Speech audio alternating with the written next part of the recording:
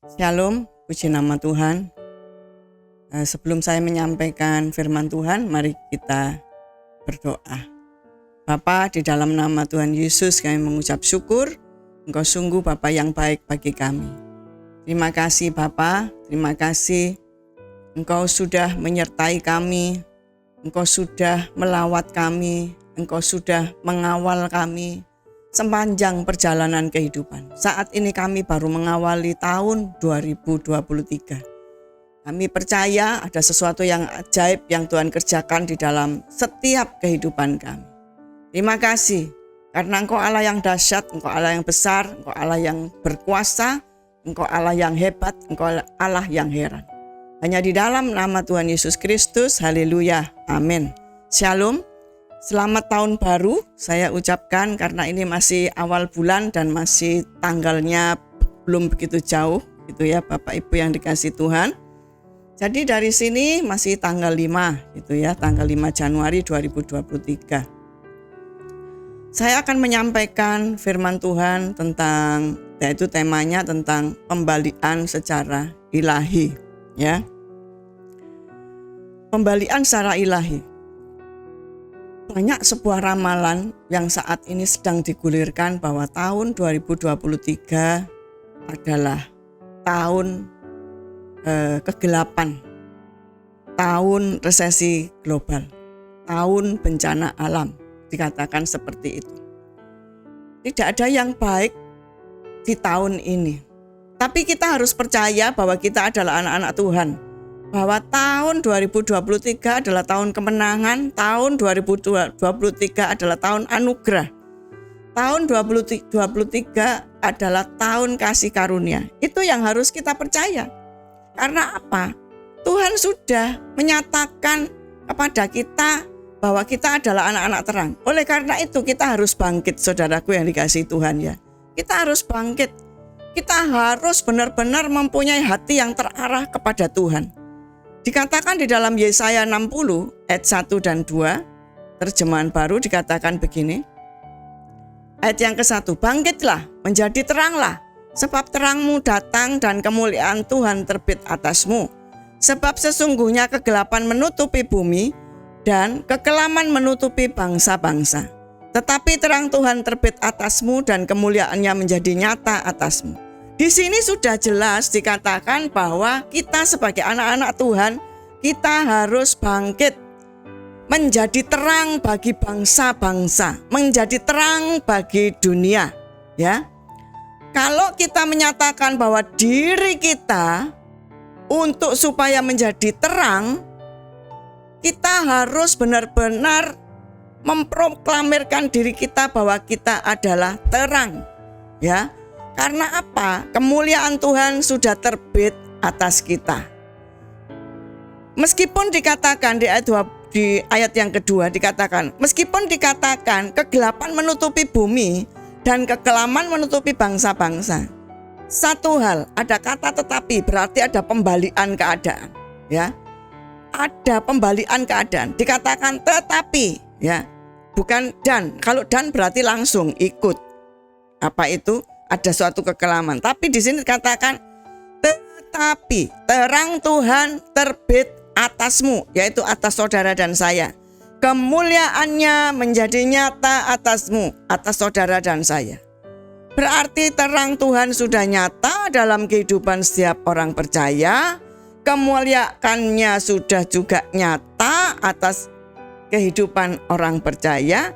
Nah, bagaimana orang percaya ini meresponinya? Yaitu kita harus benar-benar memproklamirkan, kita harus menyatakan, kita harus bangkit, saudaraku yang dikasihi itu. Ya. Dikatakan di dalam Yesaya 40, saya akan Yesaya 40 ayat 31, begini bunyi firman Tuhan. Tetapi orang-orang yang menanti-nantikan Tuhan mendapat kekuatan baru. Mereka seumpama Raja Wali yang naik terbang dengan kekuatan sayapnya. Mereka berlari dan tidak menjadi lesu. Mereka berjalan dan tidak menjadi lelah. Saudaraku yang dikasihi Tuhan, namanya menanti itu tidak mudah, ya. Menanti itu ada sebuah kebosanan. Menanti-nanti apabila yang dinanti-nanti tidak kunjung datang. Itu membuat sebuah kebosanan. Tetapi yang dikatakan di sini, kita menanti-nantikan Tuhan, berarti kalau di dalam terjemahan yang lain, orang yang mengandalkan Tuhan, menanti dikatakan mengandalkan. Orang yang mengandalkan Tuhan itu mendapat kekuatan yang baru.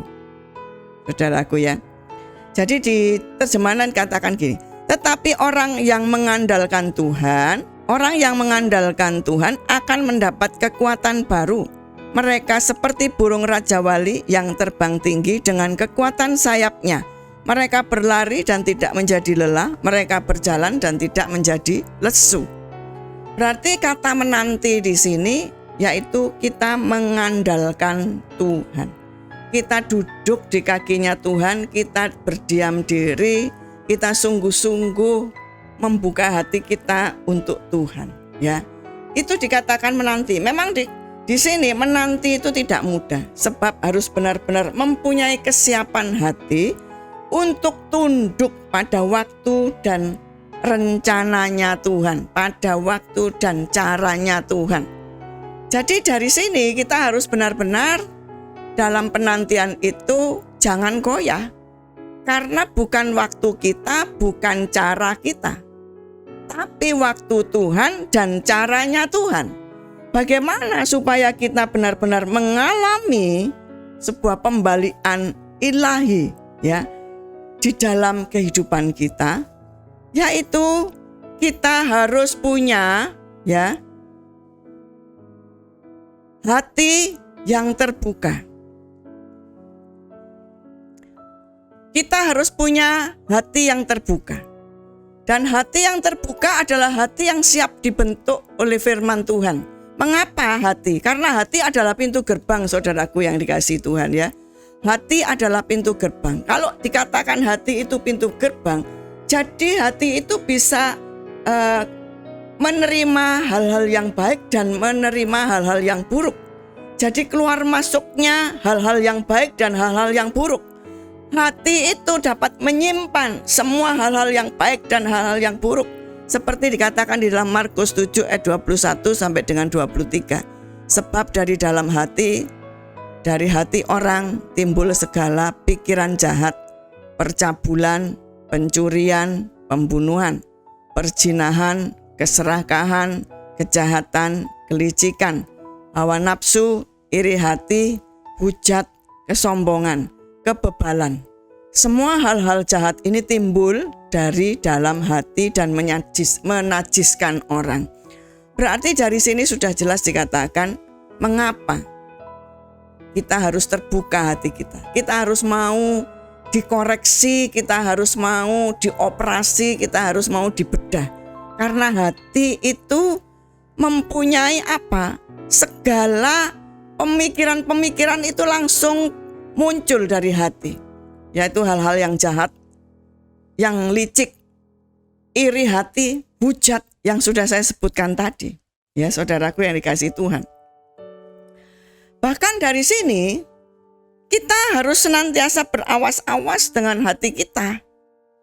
Kalau kita tidak berawas-awas, maka kita akan dapat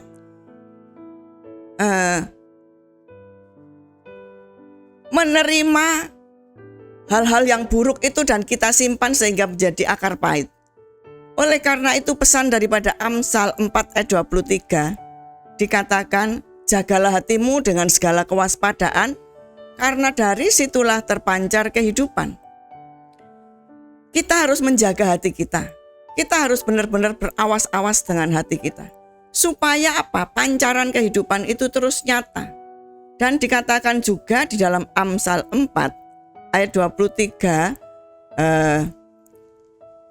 versi mudah dibaca, dikatakan gini, di atas segala-galanya hati-hatilah terhadap yang kau pikirkan, karena pikiranmu mengendalikan hidupmu. Jadi setiap pemikiran kita itu tersimpan dari hati kita, yang mana akan mengendalikan hidup kita. Kalau kita pahit, kita kecut, kita kecewa, kita dalam arti marah, kita punya dengki, Seperti dikatakan Markus 7 ayat 21 sampai 23 ini saudara. Hal-hal jahat ini timbul dari dalam hati dan menyajiskan orang. Oleh karena itu kita harus menjaga hati kita, berawas-awas dengan hati kita, sehingga apa? Tidak terkontaminasi dengan hal-hal tersebut. Tujuannya supaya nanti bisa terjadi pembalian keadaan. Karena apa? Kalau hati kita masih kotor dan belum bersih, pembalian keadaan itu tidak akan pernah terjadi. Mungkin doa-doa saudara di tahun-tahun sebelumnya belum dijawab oleh Tuhan. Ayo saat ini koreksi hati kita masing-masing. Mari kita terbuka hati kita. Mari kita mau dibersihkan oleh firman Tuhan, ya. Jangan mengeraskan hati. Sebab kalau saudara mengeraskan hati seperti apa yang dikatakan Yakobus 3 ayat 14. Jika kamu menaruh perasaan iri hati dan kamu mementingkan diri sendiri. Menaruh perasaan iri hati, ya. Tidak ada yang tahu loh saudara. Tapi Tuhan tahu. Dan mementingkan diri sendiri. Kita mementingkan diri sendiri, kita egois. Janganlah kamu memegahkan diri, jangan menjadi sombong. Sudah jelas itu egois, sudah jelas itu iri hati, masih sombong, ya. Dan janganlah berdusta, jangan membohongi diri sendiri, melawan kebenaran. Jadi kalau kita mengeraskan hati, maka kita ini akan melawan kebenaran. Seperti itu. Oleh karena itu, marilah kita sungguh-sungguh berjalan di dalam kasih Kristus, sehingga kita menerima pewahyuan-pewahyuan daripada Dia. Jangan sampai kita mendatangkan hikmat yang bukan dari atas. Dikatakan bukanlah hikmat yang datangnya dari atas, tetapi dari dunia, yaitu dari nafsu manusia, dari setan-setan. Janganlah itu terjadi di dalam kehidupan kita, saudara. Karena apa, saudaraku yang dikasihi Tuhan? Di mana kita ini mempunyai hati yang tidak benar, dan Tuhan juga tidak mau. Dikatakan di dalam Yohanes 15 ayat yang kedua, setiap ranting padaku yang tidak berbuah dipotongnya, dan setiap ranting yang berbuah dibersihkannya, supaya ia lebih banyak berbuah. Saudaraku yang dikasihi Tuhan, Tuhan mau supaya kita lebih banyak berbuah. Tuhan mau supaya hidup kita benar-benar kudus, supaya hidup kita benar-benar takut akan Tuhan. Kalau kita membuka hati kita mau dibersihkan, kita mau dibereskan, maka sesuatu yang ajaib itu pasti akan terjadi di dalam kehidupan kita. Janganlah kita takut, janganlah kita gentar apabila kita dikoreksi oleh firman-Nya. Jangan sampai kita mengatakan, oh firman ini bukan untukku, tetapi untuk si dia, seperti gitu ya. Tapi kalau firman itu firman yang baik-baik, oh ini loh untukku. Jangan seperti itu.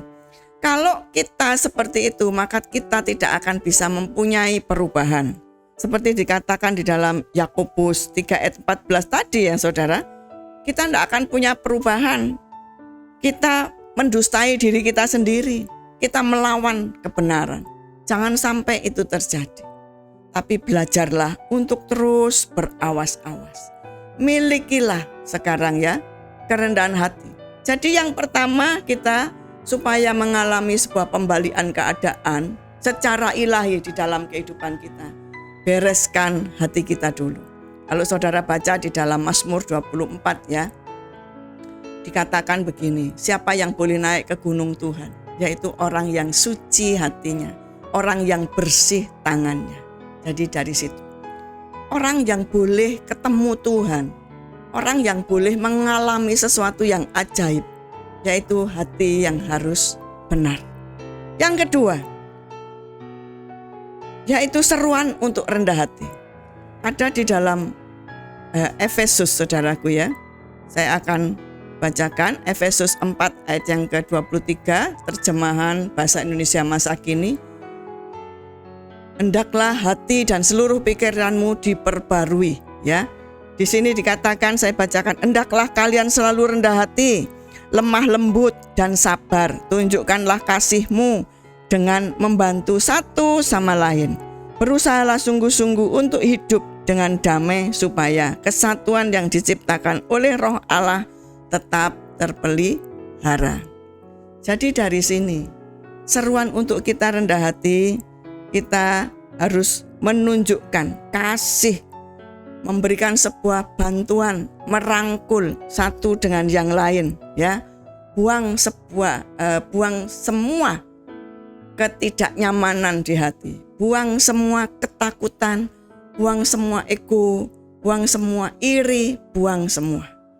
Meskipun kita melihat mungkin orang lain itu lebih diberkati dan kita masih belum, kita harus percaya bahwa akan ada penunggang balian. Akan ada pembalian keadaan secara ilahi itu terjadi dalam hidup kita. Jangan takut, percaya bahwa kita pasti bisa lebih baik. Karena itu adalah janji firman Tuhan. Supaya apa? Kita mempunyai sebuah kesatuan yang diciptakan oleh Roh Allah. Jadi kesatuan yang diciptakan oleh Roh Allah ini harus tetap kita pelihara. Sehingga apa? Kita punya hubungan yang manis dengan Tuhan, kita punya hubungan yang manis dengan sesama. Kalau kita punya hubungan yang manis dengan Tuhan, kita pasti bisa merangkul sesama. Kalau ada yang bilang, hubunganku manis dengan Tuhan, tapi sama yang lain gak bisa, itu bohong ya saudara ya. Yang kelihatan aja gak bisa manis, apalagi dengan yang tidak kelihatan, yaitu Tuhan. Jadi kita harus benar-benar mau dikoreksi. Kalau kita hubungan manis dengan Tuhan, pasti kita hubungan manis dengan sesama. Sebab apa? Sebuah kesatuan yang diciptakan oleh Roh Allah ini benar-benar bisa dipelihara di dalam kehidupan setiap orang percaya. Saudaraku yang dikasihi Tuhan, biarlah tahun 2023 kita mengalami sebuah pembalian keadaan secara ilahi. Yang pertama, punyailah hati yang terbuka untuk mau dikoreksi, untuk mau dibedah, untuk mau diperbaiki, sehingga kita benar-benar murni, punya hati yang benar. Kalau orang benar itu pasti dibela sama Tuhan. Apapun yang terjadi di dalam kehidupan kita, Tuhan menjadi pembela kita. Karena Tuhan itu adalah Tuhan yang benar. Tuhan pasti membela kebenaran. Firman-Nya adalah firman yang benar. Oleh karena itu, buang pengerasan hati, tapi milikilah kerendahan hati. Di mana saudara rendah hati, lemah lembut, sabar, maka saudara dapat merangkul sesama dengan penuh kasih. Saya percaya pembalian secara ilahi itu pasti terjadi. Memang itu semua diawali dari hati dulu yang benar di hadapan Tuhan. Mari kita berdoa. Terpujilah nama-Mu Bapa dari kekal dan sampai selama-lamanya. Engkau sungguh Bapa yang baik, Engkau sungguh Bapa yang dahsyat. Terima kasih buat kebenaran firman-Mu yang mengingatkan kita semua supaya kami mengalami pembalian secara ilahi itu. Kami harus mempunyai hati yang benar, hati yang takut akan Tuhan, hati yang siap dikoreksi oleh firman Tuhan, sehingga kami sungguh berjalan bersama-sama dengan Tuhan. Kami akan menikmati janji-janji Tuhan, karena firman Tuhan itu, janji-janji Tuhan itu ya dan amin, dan itu pasti terjadi di dalam kehidupan setiap orang percaya. Terima kasih Bapa, kiranya Tuhan juga memberkati Gembala Sidang GAP Daat di tempat ini dan seluruh keluarganya dan juga pelayanannya. Tuhan memberkati. Kami percaya kasih yang mula-mula juga Kau turunkan di dalam kehidupan rumah tangga Gembala Sidang GAP Daat. Terpujilah nama-Mu dari kekal dan sampai selama-lamanya, begitu juga umat-Mu. Tuhan, buatlah mereka siap dikoreksi, mempunyai pertobatan pada saat ini, sehingga hatinya benar-benar Tuhan murni di hadapan-Mu. Dan tahun 2023, tahun berkat itu, tahun kemenangan benar-benar terjadi. Terpujilah nama-Mu dari kekal dan sampai selama-lamanya, hanya di dalam nama Tuhan Yesus Kristus. Haleluya. Amin.